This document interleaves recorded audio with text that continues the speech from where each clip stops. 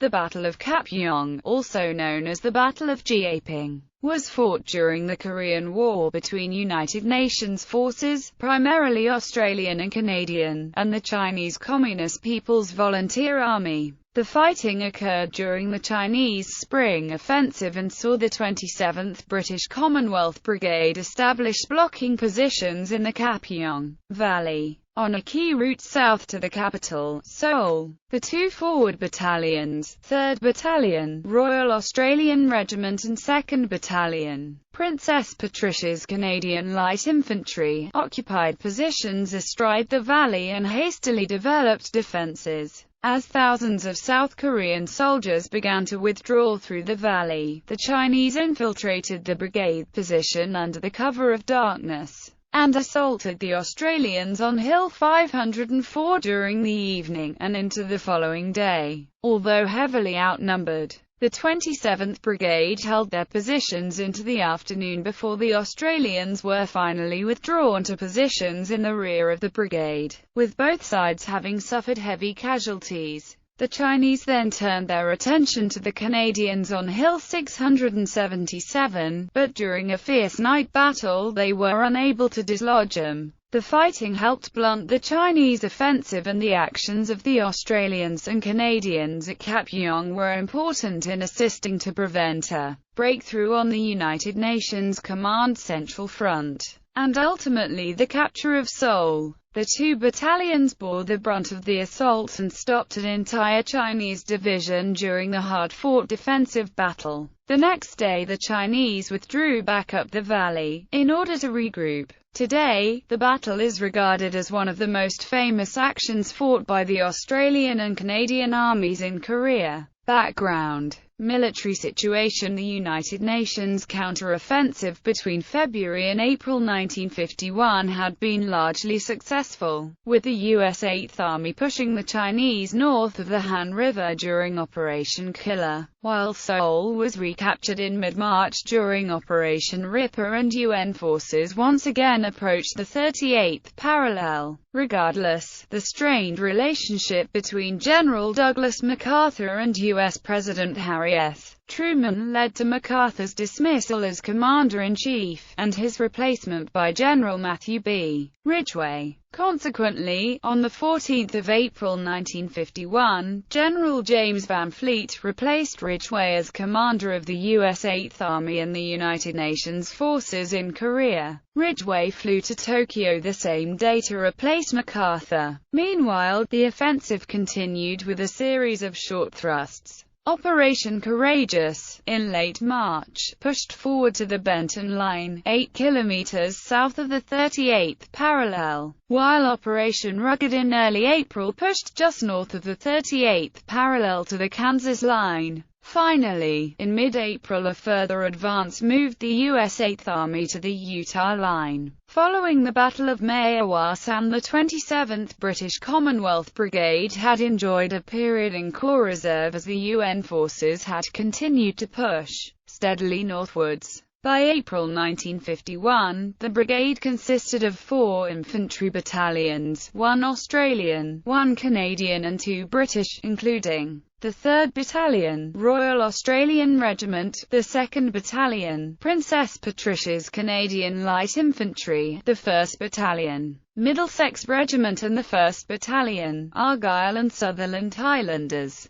Brigadier Basil Code had departed for Hong Kong on compassionate leave on 23 March, and the brigade was now under the command of Brigadier Brian Arthur Burke. In direct support was the 16th Field Regiment, Royal New Zealand Artillery, with its 3.45-inch 25-pounder field guns. 3 RA was now under the command of Lieutenant Colonel Bruce Ferguson, who had replaced Lieutenant Colonel Floyd Walsh following his dismissal in the wake of the Battle of Pakistan on 5 November 1950. 2 PPCLI was commanded at this time by Lieutenant Colonel James Riley Stone. Deployed in the Central Sector, the brigade was part of the U.S. 9th Corps, which also included the U.S. 24th Division, South Korean 2nd Division, U.S. 7th Division and the South Korean 6th Division, under the overall command of Major General William M. Hodger. During this time, 27th Brigade was attached to the U.S. 24th Division, advancing north through the Chojong Valley in late March, reaching the Benton Line on the 31st of March. The brigade was then released, advancing with 9th Corps up the deep and narrow valley of the Kapyong River, 10 kilometers to the east. From the 3rd of April, the 27th Brigade moved further up the river, advancing 30 kilometers over the next 12 days as part of Operation Rugged. Although the valley was not held in strength by the Chinese, it was skillfully defended by small groups of infantry dug in on the hilltops that overlooked it. Advancing along the flanking hills and ridges, the brigade captured successive positions, while encountering heavy resistance before reaching the Kansas line on the 8th of April. Following a brief operational pause, the advance 5 kilometers to the Utah line began on the 11th of April, the day after MacArthur's dismissal. Chinese resistance strengthened noticeably and the brigade's initial objectives were not captured by the Middlesex until the 13th of April. The approach to the Utah line was dominated by two 900 meters hills, the Sardine feature 1 kilometer north, and Salmon, a further 800 meters north.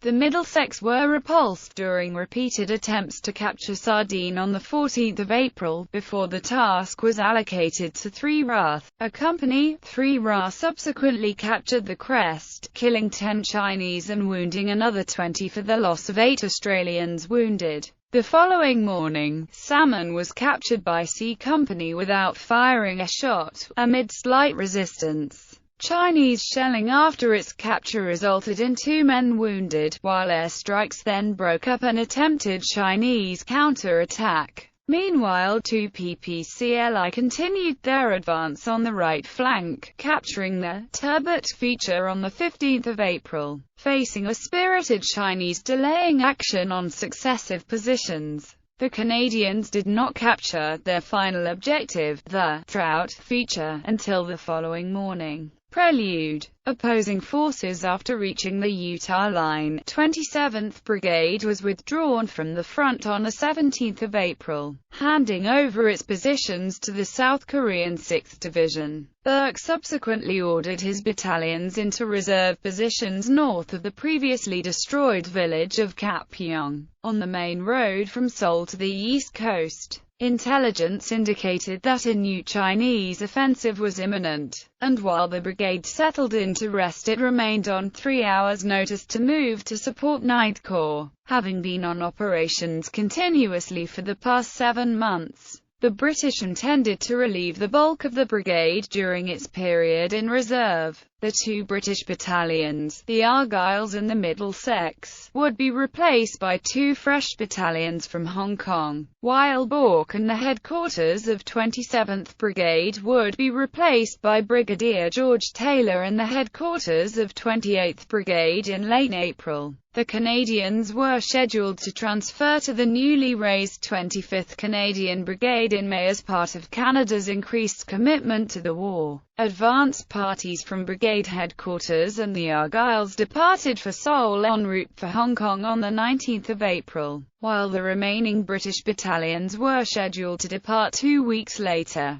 3 RA would not be rotated and remained a part of the brigade for the entire war, operating on an individual reinforcement system instead. Meanwhile, planning began for Operation Dauntless, a drive 30 kilometers into the Iron Triangle, a key communist concentration area and communications junction in the central sector between Chawon and Kumfa in the south and Pyongyang in the north. Contingency planning also included precautions against a further Chinese offensive, in which the U.S. 8th Army would conduct a delaying defense on successive positions. Further indications of an imminent communist offensive, including the visible strengthening of Chinese and North Korean artillery and logistic systems, led Ridgway to order Van Fleet not to exploit any opportunities beyond the Wyoming line. Confident nonetheless, Ridgway widened the scope of the offensive, designating a secondary objective line in the eastern sector known as the Alabama Line. Fate would intervene, however, and Van Fleet launched his offensive on the 21st of April only to be met by a much stronger Chinese and North Korean offensive the following night. The First Chinese Spring Offensive, also known as the Chinese Fifth Phase Campaign, First Impulse, envisioned the total destruction of the U.S. 1st and 9th Corps above the Han River, involving 3 Chinese Army groups, the 3rd, 9th, and 19th Army Groups, and 3 North Korean Corps, the I, 3rd and 5th Corps, under the overall command of Peng Dehuai, the commander of the Chinese People's Volunteer Army in Korea. With the immediate objective of capturing Seoul, the offensive commenced on the 22nd of April on 2 broad fronts. The main thrust across the Imjin River in the western sector held by the U.S. First Corps involving 337,000 troops driving towards Seoul, and the secondary effort involving 149,000 troops attacking further east across the Soyang River in the central and eastern sectors, falling primarily on the U.S. 9th Corps, and to a lesser extent on the U.S. 10th Corps sector. A further 214,000 Chinese troops supported the offensive, in total more than 700,000 men. As a part of the preparation, the battle-hardened 39th and 40th Armies of the 13th Army Group were transferred to the 9th Army Group under the overall command of Song Shielun, and Commander Wen Yukon of the 40th Army was given the mission of destroying the South Korean 6th Division while blocking any UN reinforcements towards the Imjin River at Kapyong. Facing the Chinese offensive were 418,000 UN troops, including 152,000 South Koreans, 245,000 Americans, 11,500 British Commonwealth and 10,000 troops from other UN countries. However, with the U.S. 8th Army not strong enough to prevent large penetrations along its line, masses of Chinese infantry soon swept around its flanks, surrounding entire formations in an attempt to cut off their withdrawal. Standing directly in the path of the main Chinese attack towards Seoul in the 1st Corps sector was the 29th British Brigade. The brigade's stand on the Imjin River held off 2 Chinese divisions for 2 days and ultimately helped prevent the capture of Seoul, but resulted in heavy casualties in one of the bloodiest British engagements of the war. During the fighting, most of the 1st Battalion, Gloucestershire Regiment were killed or captured during a stubborn resistance at the Battle of the Imjin River that saw the commanding officer, Lieutenant Colonel James Carney, awarded the Victoria Cross after his battalion was surrounded. Ultimately, the 29th Brigade suffered 1,091 casualties in the defense of the Kansas line, and although they destroyed a large portion of the Chinese 63rd Army and inflicted nearly 10,000 casualties, the loss of the Gloucesters caused a controversy in Britain and within the United Nations Command. Meanwhile, further east, in the 9th Corps sector, the Chinese 118th Division, 40th Army and the 60th Division, 20th Army prepared to attack the South Korean 6th Division on the night of the 22nd of April.